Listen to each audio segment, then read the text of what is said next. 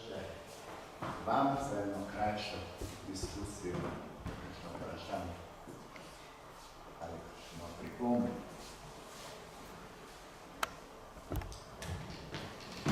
Najprej bi eno kratko vprašanje dal kolegici, ki je o čevlji govorila.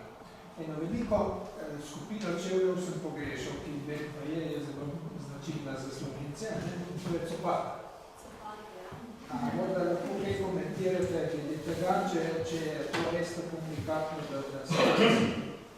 da živimo kot copatari, moški del sploh, ampak najbolj tudi ženski del isto. Če lahko.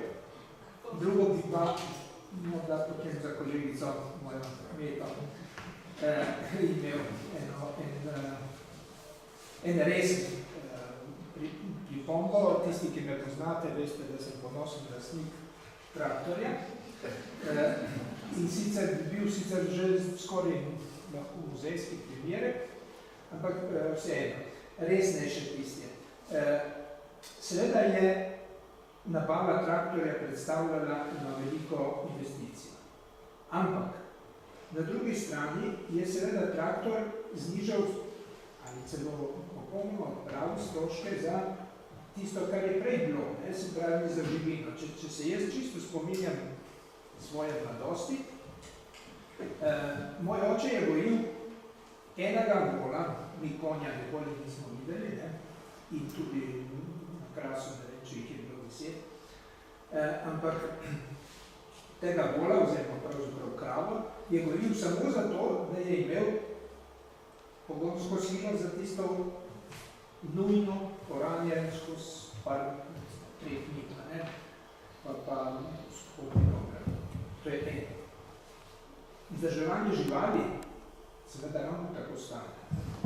Stane truda, stane delovnega časa in stane seveda tudi nabave konec koncev. Vse ne, da se nakupa da potem za naslov.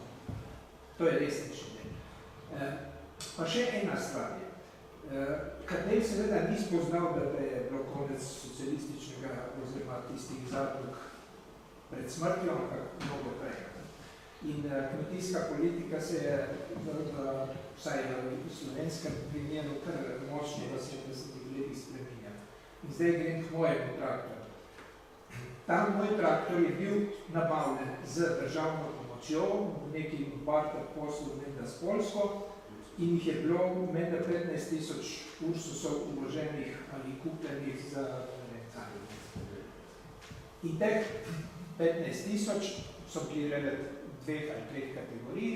Recimo, tisti najmanjši je bil za mojega očeta, jaz nisem sicer vedel, da smo imeli povprečno kmetijo, ker je okoli 5 hektarjev, je bil, morda je bil to v okviru tistega, da je bil združen kmet z zadrugo, ker je oddajal grozdje, ampak ta traktor je bil nabavljen z, da tako rečem, državno pomočjo in z državnih tistih, z kreditom, ki je šel preko zadruge, oziroma teh, seveda se je zadruga Minska pa tudi. In to je pomenilo seveda eno pravzaprav, lahko rečem, še dodatno raznolikost traktorjev v vasi.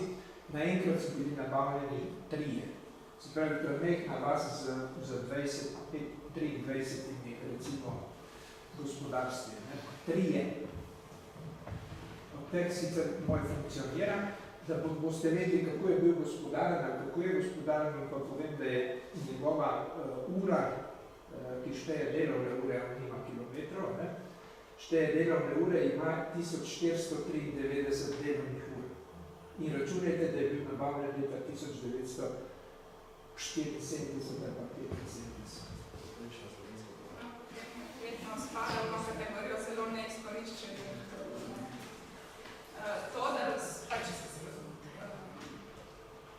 konje oziroma druge pogonske prejšnje živine ni bilo treba vzdrževati to samoumevna, ker se je nenadoma sprostilo veliko površin, pa je celo ena pridelka je šla v ta namen, ki so to zdaj lahko preusmerili bodi si v druge kulture ali pa pač v povečanje živinoreje. Vse to je potem vplivalo na padec cen govejenega mesa. To ima niz posledic.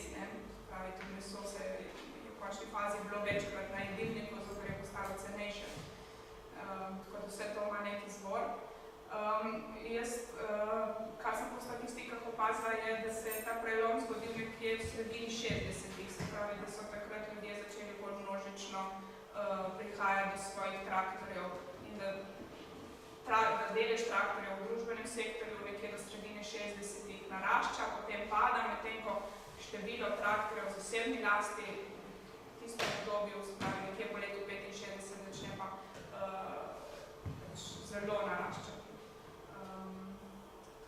Verjetno so potem imeli tudi dostop do drugih sredstev financiranja. Tega treba se malo stvari bistveno vedeti. Že v leta 1967 je bilo zasebnih projektov nagrado dovolj. Zato se tudi še bilo rasno. Pred tem je izrazito tukaj iz knjigi člankov povedal, da zraven sem zelo jasno razvidno, da je ta razredna politika na vasi zelo diskriminirala kmet. Mu je preprosto tudi prepovedovala izkoriščanje ekonomskih potencialov in še znova francosko politiko v 60-ih letih vključila potenciale zasebnega kmetijstva v nedržavne cilje in takrat se dovoli tudi nabavna mehanizacija za kmete. Se je prav nihko restriktivna tudi do drugih strojev, ne samo do traktorja. Je, ampak vseeno metra, ti si malce, bom rekel, posplošila v zvezi z tako imenovano kolektivizacijo.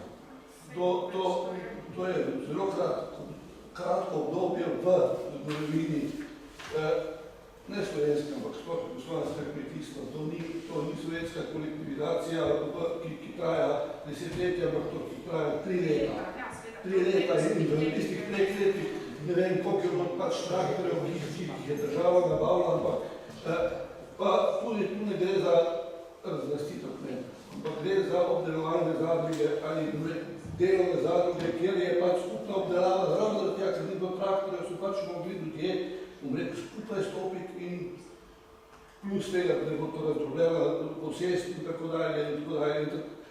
Mislim, malo se tem mit dela, ena mitologija tega jugoslovanskega obdobja proti kmečkega, ki je prav, bi rekel, zahteva eno malo, bi rekel, vseeno distinkcijo in ne tako, bi rekel, z levo roko zamahniti.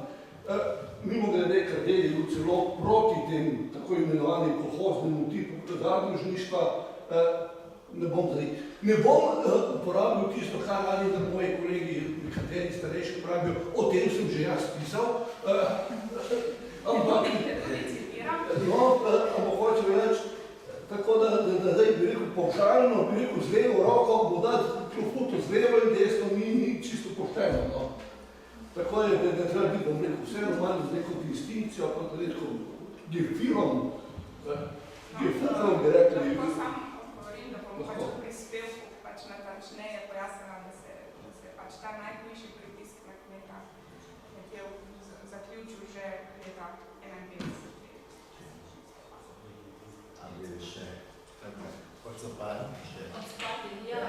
Super vprašanje. Zdaj, originalno sem en razdelek odsopati vključila tudi v referat, ampak potem časovno se mogla to oklestiti, da v prispevku bo. Je pa zadeva taka, da odsopati malo drugačno obravnavo zahtevajo čevlji. Odsopate načeloma nosimo v hiši, v prostorih znotraj in nismo tako izbirčni in ne premislimo toliko, ko jih kupujemo in pač vzamemo, ker nam je to v navadi. Kar se pa tiče copatarjev, se pa tu spleta ogromno zanimivih pripovedi, tudi od recimo čisto takih osebnih, da je ena sogovornica se zaročila z nekom iz Portugalske, ki je prišel na obisk v Slovenijo in je bil glasno žaljen, ker se je mogel sezuti v hiši njene babice, ker mama in oče sta bila še popustljiva, babica je pa nastavila copate. Recimo presenetljivo za veliko ljudi je tudi samo dejstvo, koliko copat dejansko imamo. Če pridete nekomu domov, imate celo paleto copat na izbiro. vsaj 5 parov ima, skoraj da vsak doma.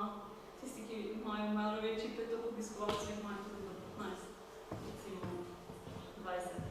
No, ampak malo bolj podrobno bom po temu govorila v prispevku. Nisem čisto izpustila tega iz svojih misli. Dobro, zdaj pa čisto resno vprašanje, zakaj je sploh terminologija copata? Zato, ker nosi copate in kaj bi bilo pravzaprav to nekaj, bi rekel, poniževalnega, če si pač bom rekel praktično, ali zaradi tega, ker si jih copati dobo po glavi. Ne vem, namreč čisto vprašanje je, zakaj ta papučar, to je tak samo prevod iz papučarstva, ali je to zaradi tega, ker si bil pač papučar nekaj manj vrednega kot čevlji. Ne vem, to bom rekel moje razmišljanje ali vprašanje. Za razmislek. Ja, za razmislek. Zakaj si da etimologi to mogoče, da ne? Ja, se pravi, ne vem. Copatarstvo je pač kot sinonim za copatarske moškega je vprašanje, zakaj? Zakaj ta copat tako bi rekel negativno konotacijo? Se bolj bi erotično negativno. Vreme. Še kakšna pripomba? Ja, to je mogoče, ne, če bi probali tale copatarsko razlagati, ne, da je bilo mogoče v zgodovini deljeno ta prostor življenja, pa prostor dostopanja v družbo, moškemu prihranjeno tisto, kar se učil popravlja, ne, da je stopal ven, navezoval stike pa to in s tem, ko se je pač ponižal na to, ne, na copatarstvo je pristal v tem, da je v notranji sferi deloval, se pravi tam, kjer je ženska ta glava, ne, ti stopiš potem v bistvu to je žensko vlogo, ne, če si doma, če si v copatu skozi, če si pa imaš neko svoje življenje, pa stopaš v družbene razmere, imaš pravka čevlje. Strandi, hvala. Prosim, je razjasnil to stvar. Še kakšno vprašanje? Vsekakor moški ni šel v copati v gostilno. No, če ni, še enkrat hvala, da ste sodelujoči. Vsem, ki ste nas počastili tudi s poslušalstvom našega simpozija. Pozivam nas, da nekaj v jeseni, oktober, najkasneje